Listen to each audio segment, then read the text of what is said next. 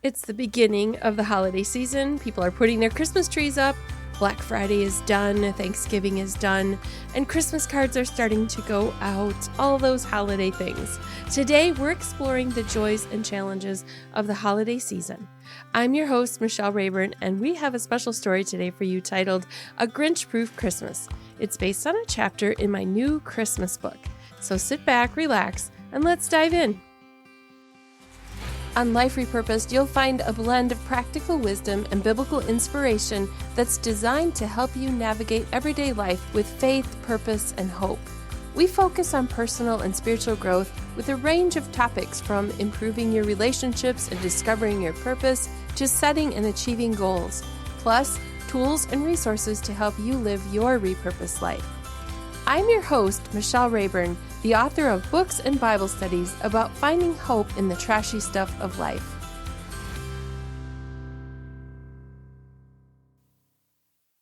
I had fallen asleep in the recliner, my crochet hook and yarn in my hand again. So many homemade gifts to finish, and there wasn't enough time in a day to complete the gifts for everyone on my list. Between running kids to practices, staying on top of my schedule of 20 plus piano students coming and going from our home all week, and volunteering at church, time had a way of disappearing faster than a plate of fresh chocolate chip cookies around teenage boys. And then, a chance encounter at a basketball game changed everything. As I mentioned, I'm sharing with you a story that comes from one of the chapters in my new Christmas book called Renewed Christmas Blessings. It releases this week. So in honor of the release of the book, I'm sharing on here one of the chapters from that book, and I hope it inspires you as you start your Christmas season.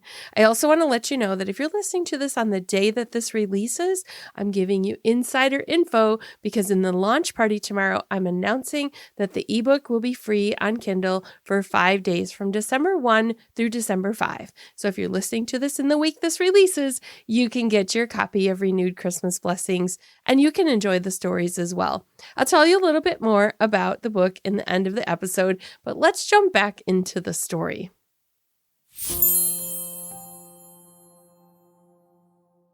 I'd started bringing projects with me when I ran errands. My crochet tote bag was the most portable and contained the easiest projects to pick up wherever I had a few extra minutes to wait somewhere. One of those occasions came when I had 40 minutes between dropping off my son and the start of his basketball game. I found a spot up in the bleachers and pulled up my yarn. Other parents trickled in during the warm-up, but I didn't really notice the spots filling in around me.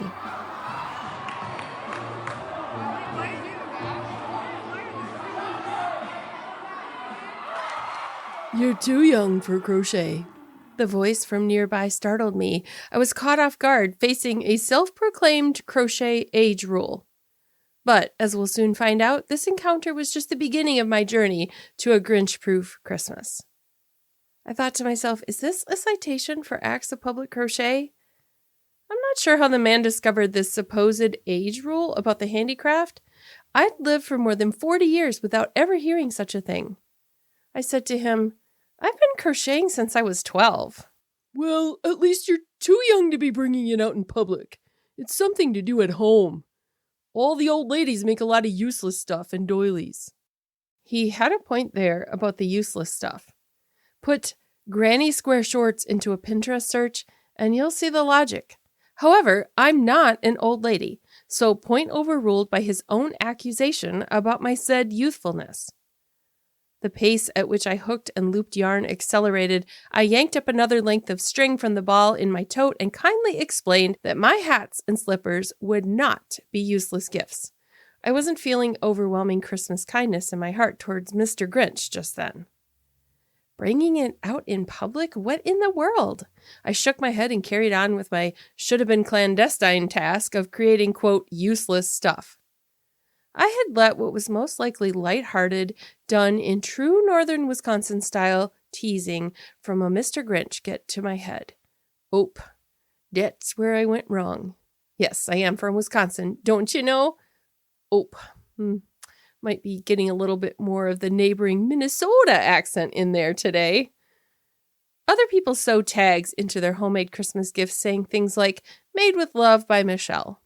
I'd have to look for some made with sarcasm and defiance tags for my projects. Perhaps he wasn't the Grinch after all. Maybe it was me.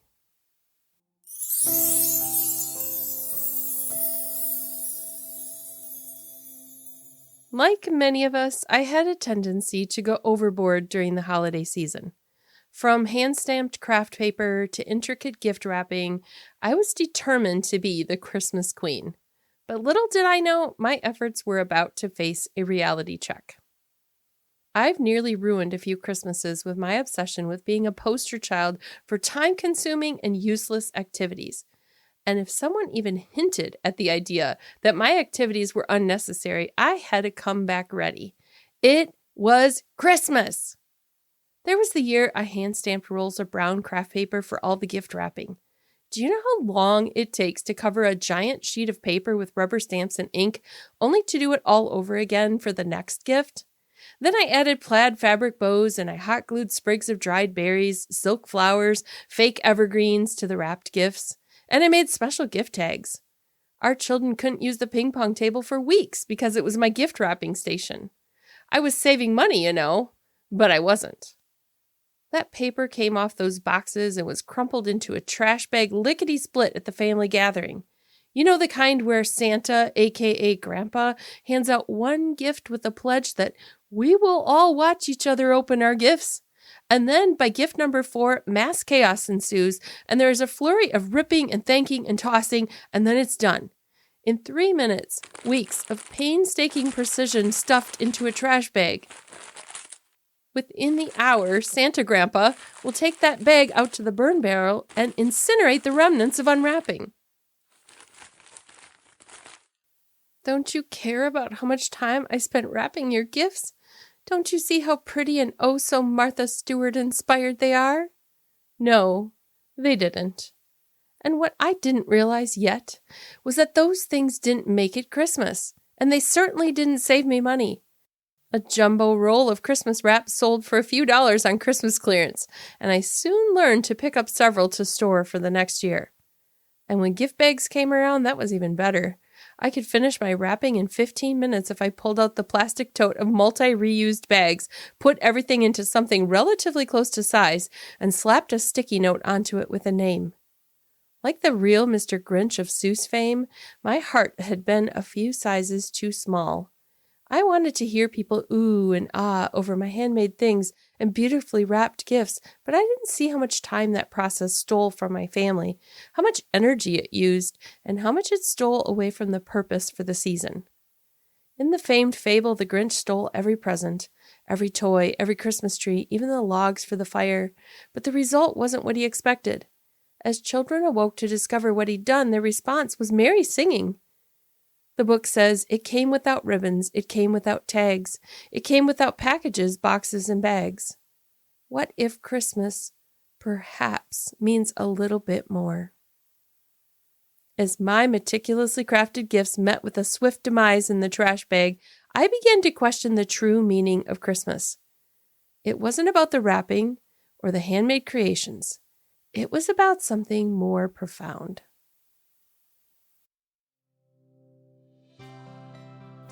Embrace the wonder of the holiday season as you discover hope, faith, and love in unexpected places. Renewed Christmas Blessings is a book of short stories, poems, and heartfelt essays. This inspiring compilation from Michelle Rayburn and 26 contributors weaves together the magic of the holiday season with tales of hope, resilience, and faith. Whether you're cozying up by the fireplace or seeking the perfect thoughtful gift, Renewed Christmas Blessings showcases a variety of captivating voices that will inspire and uplift. Inside, you'll discover anecdotes that beautifully showcase God's transformative power and grace, reminding us that even in the darkest times, light can shine through. The wonder of Christmas through hilarious and heartwarming accounts where laughter and joy abound, reminding us not to take life too seriously. Delightful poetry that illuminates the profound connections between Christmas, hope, and a transformed life, plus a little humor. Personal experiences of finding purpose and renewed faith during the holiday season and in good times and hard times. Reminders that even in life's most challenging moments, God is at work and blesses us with indescribable peace and joy. Renewed Christmas Blessings is the perfect gift to inspire perseverance in the difficulties as you celebrate the true significance of Christmas. Through these stories, essays, and poems, let the true spirit of Christmas shine brightly in your heart. You'll find Renewed Christmas Blessings wherever books are sold.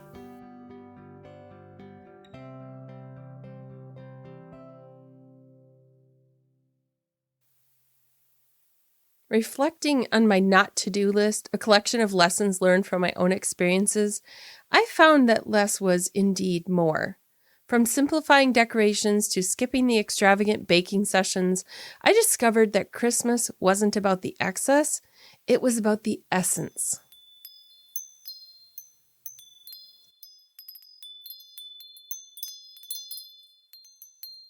My Christmases have grown simpler over the years.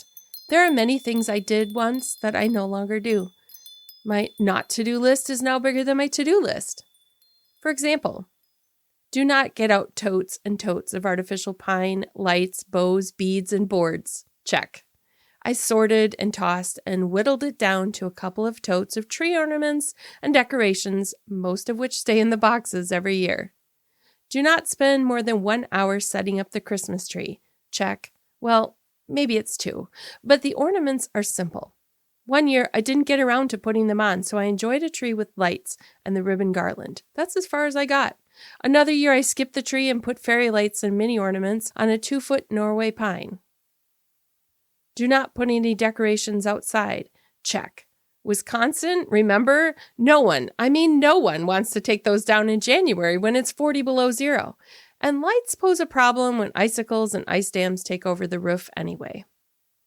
Do not bake trays and trays of cookies and goodies. Check. I seldom do any Christmas baking anymore.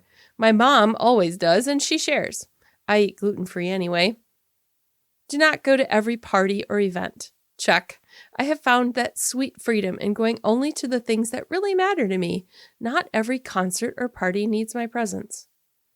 Do not make homemade gifts unless they have true meaning for the recipient. Check. Most of the people I know don't need another one of my candy jar candles or snowman-painted recycled light bulb ornaments. Cute? Yes, but I'm fine with doing only what I want to do. And helping others declutter is a gift too, right? Do not shop. Check. I hardly do.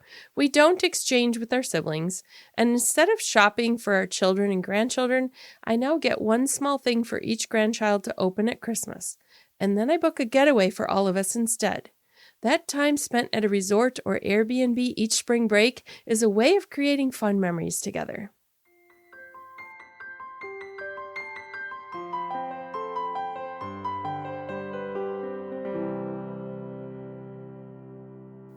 So you might be wondering, what's on my must-do list? One of the best ways to Grinch-Proof Christmas is to change my focus to what really matters. I can celebrate Christmas without a tree. I don't need cookies or poinsettias or strings of lights. I don't even need Christmas music or Hallmark movies. Really, truly, my to-do list includes remembering Jesus.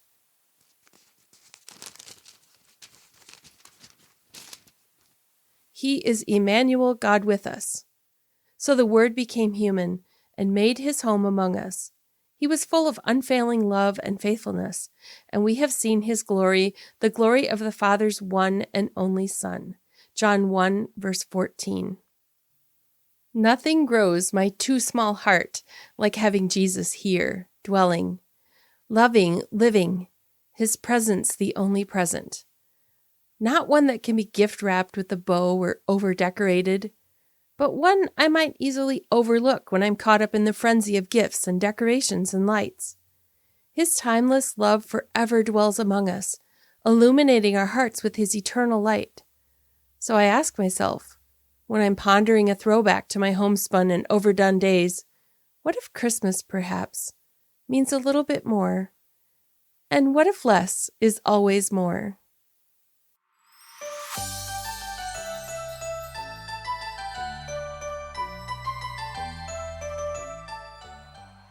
I hope you've enjoyed this chapter from the brand new Renewed Christmas Blessings book that launched this week. There's a 12 Days of Christmas party happening on Facebook as this episode releases, it's happening tomorrow, but by the time you're listening, it might be in the middle of it.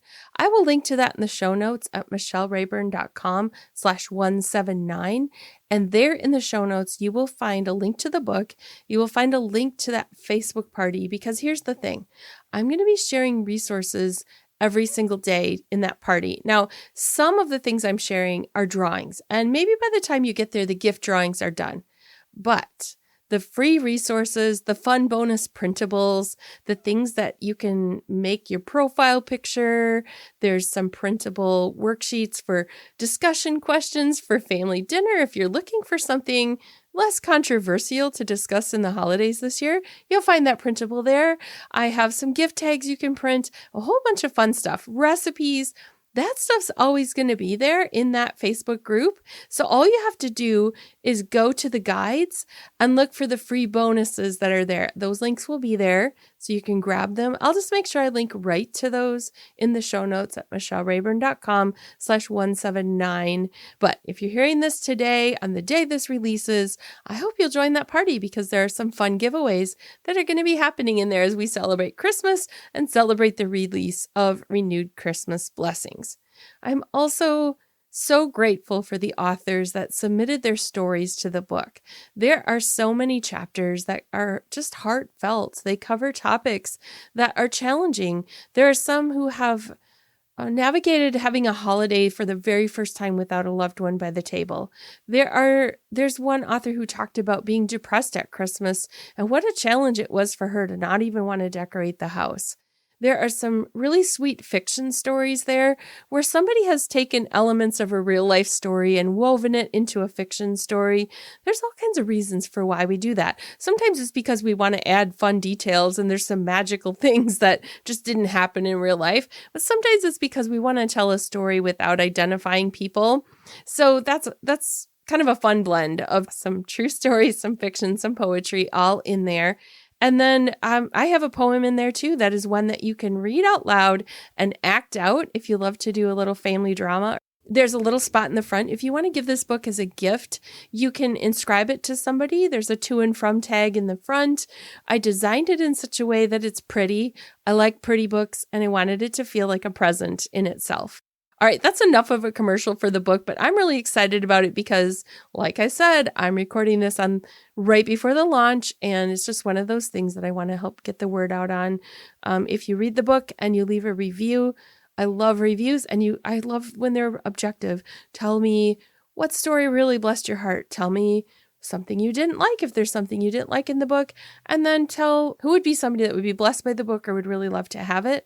And that's the simple formula I use when I ask people to leave a review on Amazon, on Goodreads, or their favorite platform. So if you would do me the favor of leaving a review for the book, it really helps other people to make purchasing decisions, because they know if you liked it, or they know if there's something you didn't like, they might not like that either. So please do that for me. All right, I've talked enough about that, but I will be back in the next couple of weeks here as we lead up to Christmas with another story from the book. I will share one more of my chapters here, and then I will have a guest. We will be talking about her Christmas book and some other fiction that she has written. I also am looking ahead to something that you might be interested in if you're somebody who sets health-related goals at the beginning of every year. I'm bringing Heather Creekmore back to the show. She was on here talking about her book Compared to Who in the past, and now she has a brand new book about body image. And both Heather and I have been on a journey of really releasing dieting, no more dieting, and just looking at health in more of a way of listening to what our bodies tell us and listening to the way that God created us with signals that tell us when we're hungry and when we're full, and really taking away the shame and the guilt and the incredible stress that has always come for me in trying to think about having a different body. And so if you're looking ahead to the new year and you don't want to make resolutions about diet and you don't want to starve yourself in January, then you're going to want to listen to that episode with Heather Creekmore and her talking about that book. So that's what's coming up. You have a sneak peek. Thank you so much for joining me here today. I'm glad you were here, and I will see you again next week. You've been listening to Life Repurposed. If you'd like bonus resources sent to your inbox each week, Be sure to sign up at michellerayburn.com